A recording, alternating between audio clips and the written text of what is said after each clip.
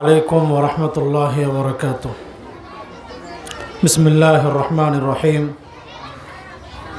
الحمد لله رب العالمين، والصلاة والسلام على أشرف الأنبياء والمرسلين نبينا محمد وعلى آله وأصحابه ومن تبعهم بإحسان إلى يوم الدين. أما بعد، اعوذ باللہ من الشیطان الرجیم.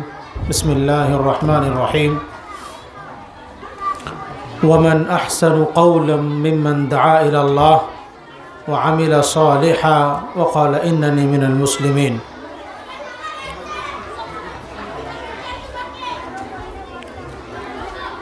معزز و مکرم علماء کرام، مہمانان اعظام،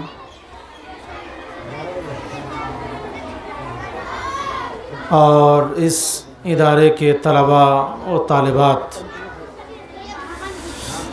آج کی جو یہ مناسبت ہے وہ ہم سب کو معلوم ہے. ابھی کچھ دیر پہلے ہم تمام کے سامنے اسی ادارے کے استاذ محترم نے ہمارے سامنے صحیح بخاری کی آخری حدیث کا درس دیا، اور اس کے جو لوازمات ہیں، لواحقات ہیں، مشتملات ہیں، اس پر بالتفصیل گفتگو فرمائی. میں چونکہ کئی طرح کے مخاطبین ہیں، اسی لیے سبھی کے لیے الگ الگ چند باتیں میں بتانا چاہتا ہوں. سب سے پہلے جو ہمارے سرپرست حضرات ہیں جو ادھر ادھر سے آئے ہیں، کچھ ہو سکتا ہے اسی گاؤں کے ہیں، کچھ دیگر دوسرے گاؤں کے بھی ہیں، اور علاقے کے دوسرے نواحی سے بھی یہاں تشریف لائے ہیں. ان سب کے لیے ہماری گزارش یہ ہے کہ ہمارا جو معاشرہ ہے، جس معاشرے میں ہم رہتے ہیں، رات دن اٹھتے بیٹھتے ہیں، ایک دوسرے سے گفتگو کرتے ہیں، ایک دوسرے کو دعوتیں دیتے ہیں، ایک دوسرے سے رشتے کرتے ہیں، تو ہمیں اچھی طرح معلوم ہے کہ ہمارا معاشرہ بہت پچھڑا ہوا معاشرہ ہے. اور اگر خصوصی طور پر دیکھا جائے تو جو بچیوں کا معاملہ ہے، عورتوں کا معاملہ ہے، جو معاشرہ خواتین کا معاشرہ ہے، ان کا جو سماج ہے وہ سب سے زیادہ پچھڑا ہے.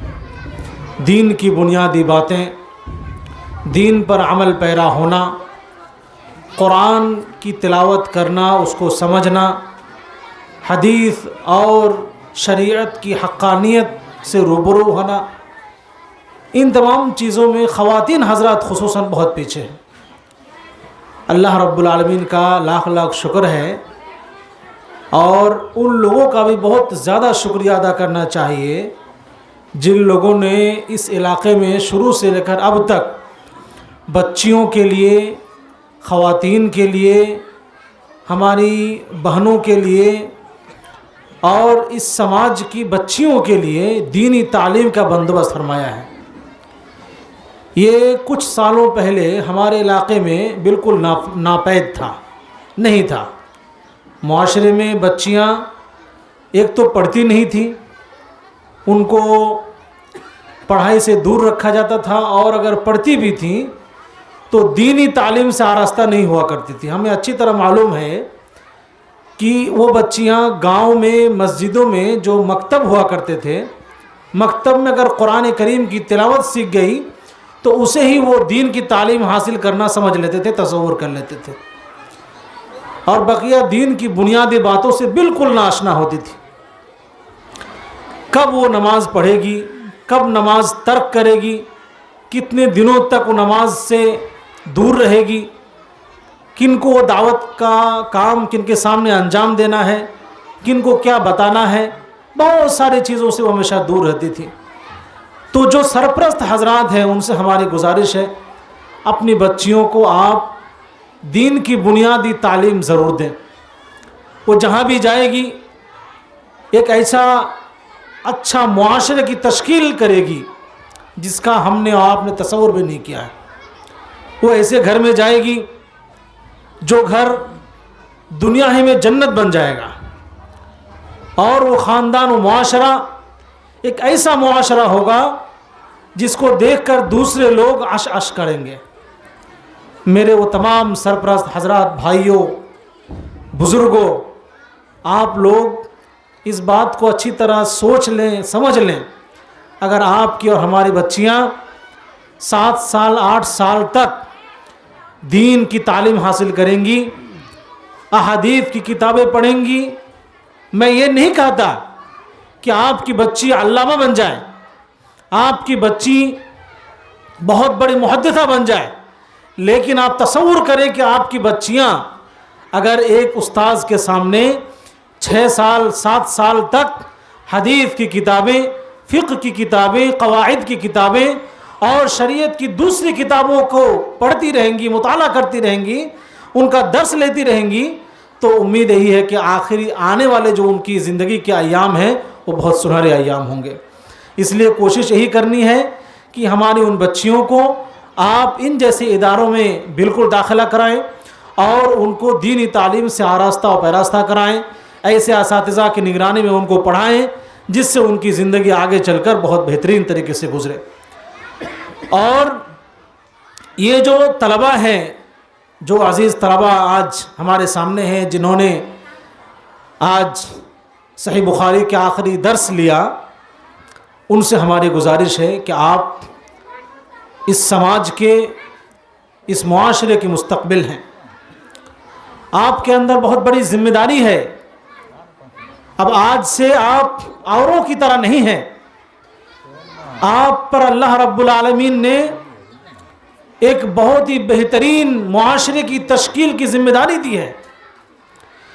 آپ دیکھیں، مردوں کے لیے جلسے ہیں، دروس ہیں، مساجد میں انتظامات ہیں، 5 وقت نمازیں ہیں اور طرح طرح کے انتظامات ہیں۔ آپ کے لیے کیا ہے؟ ان لوگوں کے لیے آپ سرمایہ ہیں۔ گھروں میں جانا ہے، معاشرے میں جانا ہے، ایسی تنظیم بنانی ہے جس سے معاشرے کی خواتین دین سے بیزار نہ رہ سکے۔ بہت ساری خواتین ایسی ہیں جو گناہوں کو گناہ نہیں سمجھتی، ان کو تربیت کی ضرورت ہے، ان کو سمجھانے کی ضرورت ہے، ان پر دعوت تبلیغ کی ضرورت ہے، اور وہ ہمارے اور ان علماء کرام سے زیادہ کہیں آپ کے ذریعے مؤثر ہو سکتی ہے۔ وہ کام، وہ ذمہ داری، وہ منصب، وہ عہدہ جو اللہ رب العالمین نے آپ کو عطا کیا ہے، اور جتنا کام اور جتنا فائدہ مند آپ کے ذریعے ہو سکتا ہے وہ اور لوگوں کے ذریعے سے نہیں ہو سکتا۔ اللہ رب العالمین نے چونکہ آپ کو چن لیا ہے اس علم کے لیے، چونکہ اللہ کے رسول نے فرمایا من یرید اللہ بہ خیرا یفقہہ فی الدین، اللہ رب العالمین جس سے بھلائی کا ارادہ کرتا ہے اس کی مشیت میں ہوتا ہے کہ اس کے ساتھ بھلائی کیا جائے، اس کی زندگی دنیاوی زندگی بھلی ہو جائے، آخرت بھی کامیاب ہو جائے، ان کو اللہ رب العالمین دین کا علم عطا کرتا ہے۔ آپ ان لوگوں میں سے ہیں، ان چنندہ اللہ رب العالمین کی بندیوں میں سے ہیں جنہیں اللہ رب العالمین نے دین کے علم سے نوازا ہے۔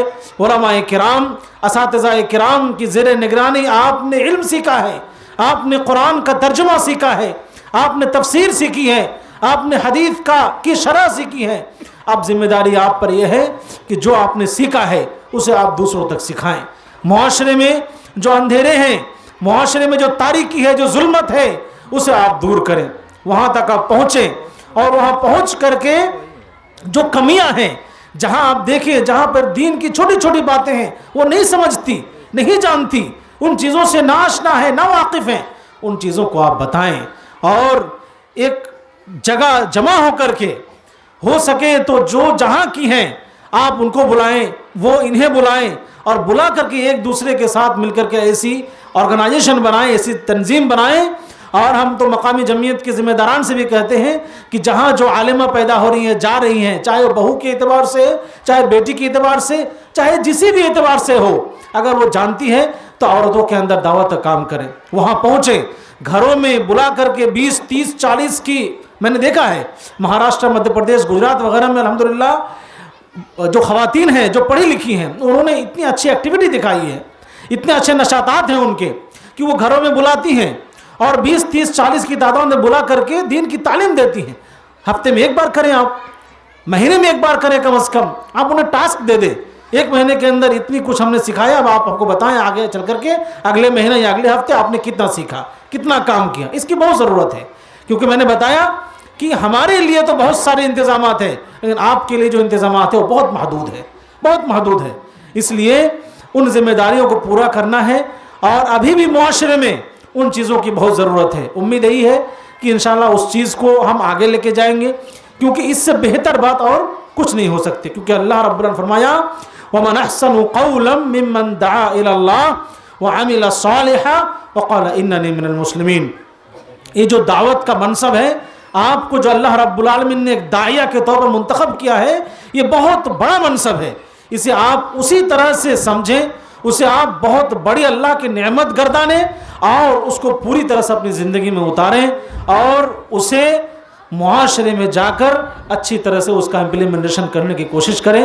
اللہ رب العالمین سے ہم دعا کرتے ہیں کہ اللہ رب العالمین ہم تمام سرپرست حضرات کو بھی, اپنی بچیوں کو, اپنی بہنوں کو, اپنی بیٹیوں کو دینی تعلیم سے آراستہ و پیراستہ کرنے کی توفیق عطا فرمائیں. اور ہماری وہ جو بچیاں آج یہاں سے فارغہ ہو کے جائیں گی, آج یہاں سے یہ منصب حاصل کر کے جائیں گی, ان کو اللہ رب العالمین وہ ہمت دے, وہ حوصلہ عطا کرے, جس سے وہ معاشرے میں, سماج میں, خواتین میں دعوت کا کام, دین کی تبلیغ کا کام بخوبی انجام دے سکیں. اللہم آمین. وآخر دعوانا ان الحمدللہ رب العالمین. اقول قولی ھذا استغفر اللہ لی ولکم ولسائر المسلمین فاستغفروہ انہ هو الغفور الرحیم. والسلام علیکم ورحمۃ اللہ.